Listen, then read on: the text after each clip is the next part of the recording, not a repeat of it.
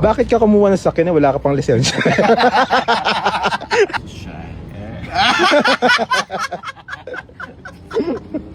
At ang pangalan nito ay si Dos. Dos. Ano kang Dos? Kasi si Kanan. Kaya pa naghiwalay kami, kawawa ako. Walang matira sa akin, idadaan niya sa legal ano.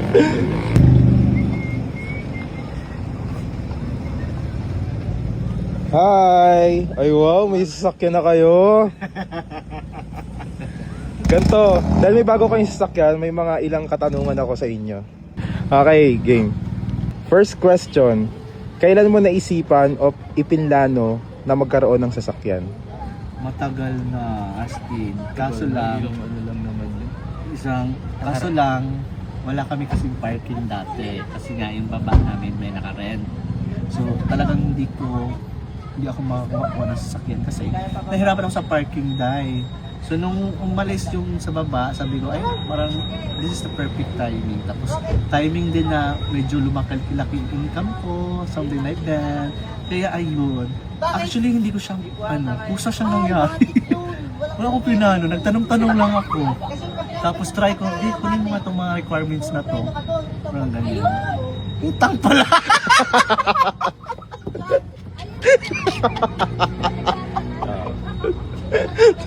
Charot lang. Next, ikaw. Ano Okay, second question para naman kay Jeff. Ah. Eto, bakit ka kumuha ng sakyan na wala ka pang lisensya? Nakapangalan kasi sa kanya, hindi sa akin. Ito. Actually, lahat ng ano namin nakapangalan sa kanya, yung bangko ko, sa kanya nakapangalan. Kaya pa naghiwalay kami, kawawa ako.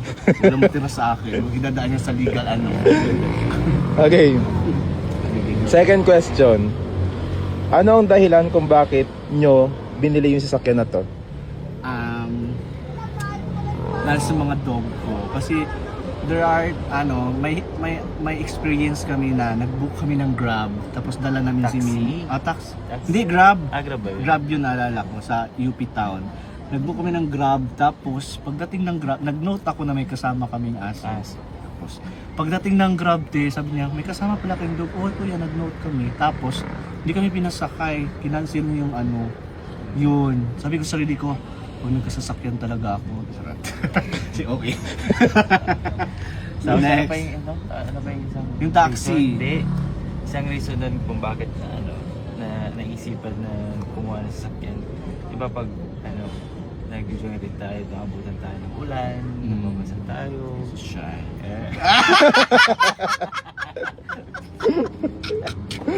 Ay, maulanan. Noong tarim natin, naglalakad na ulanan pa. Ano pa yung Go. Okay, sa third question. Anong brand at model nitong sasakyan at bakit ito yung naging choice nyo? Actually, nag-inquire ako, ito yung choice ko kasi alam niyo naman na Veloz talaga yung gusto ko. Actually, Ever since the world began. gusto niya kasi yung Veloz talaga na Ito yung in-offer sa amin. Go na lang, alam mo nga, ito yung binigay ni Lord, kaya thank you Lord. Next question. Yun na yun? Expander pala to.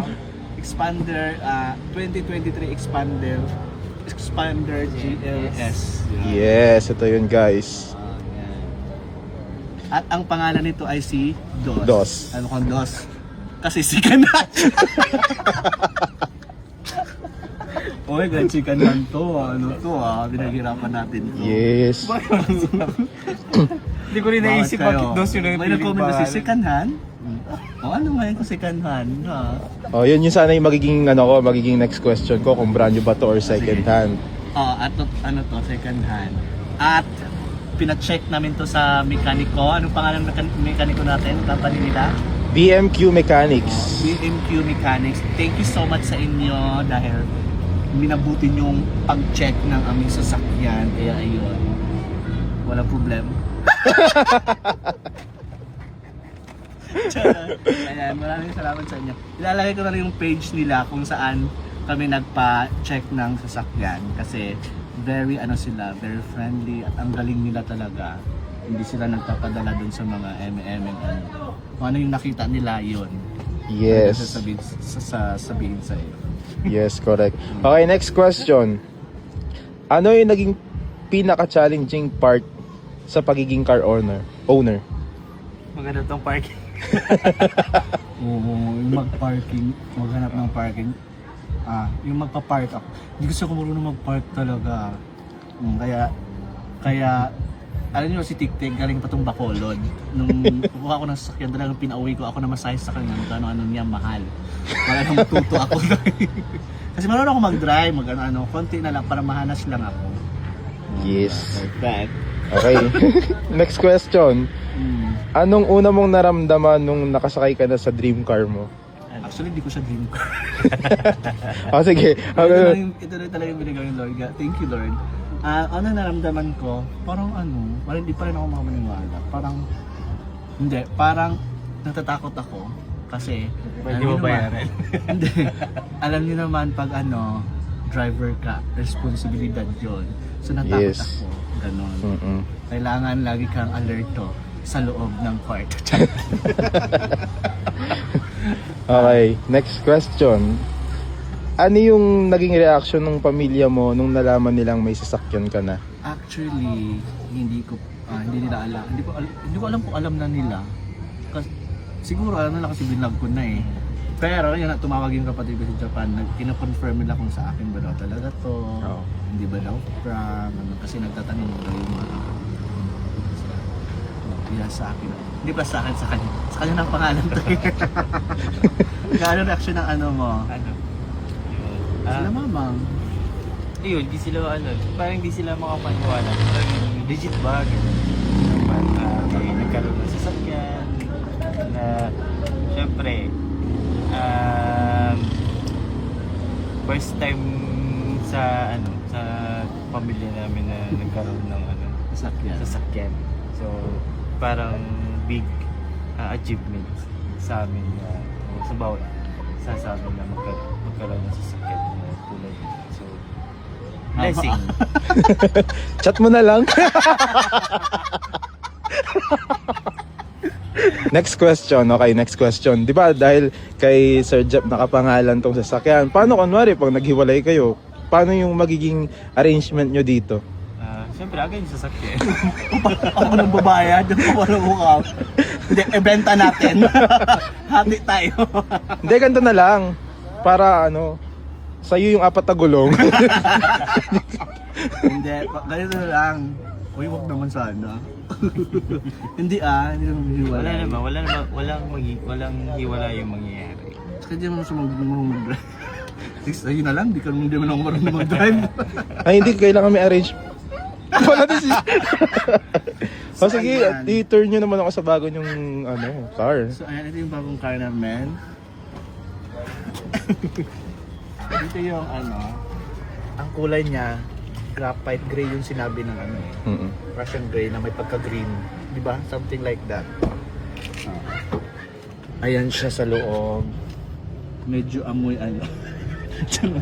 amoy Ayan yung loob niya. Alam nyo, hindi ko to siya nagustuhan dati. Pero habang tumatagal ko, nagustuhan ko. Kasi ayaw ko yung gusto ko talaga sa sasakyan may ganito. Yung Ganito. cup holder. Hindi, itong ganito. Cut natin. Yan. Yun lang naman ang special dito. Tsaka sobrang ganda. Parang ako. Ito yung... Ayan, medyo makalat lang kasi dito na din kami titira. So ito guys, 7-seaters to. Tinutupi lang namin kasi may kasama kaming dog. Tapos yan, naangat lang din to. Yan, kasama namin dog niya. So dito na din kami titira kasi bitawan na namin yung bahay. Hindi ko kaya yung bayarin na. Charot. Ha? So ayan lang guys. Ito yung likod. Compartment. Compartment ba tawag? Ayan, dito yung likod. Kasya dito, 4, pero nakaganyan lang. Parang, kaso sobrang hirap nun. Kaso malaki. Indian seat. Mga ganun sila, picture. Ganyan. Diba? Nakagala. Andito kami sa Tagaytay ngayon. Natambay-tambay lang. Starbucks Tagaytay. Thank you. Akala. So, may senyas ako para magbabay kayo.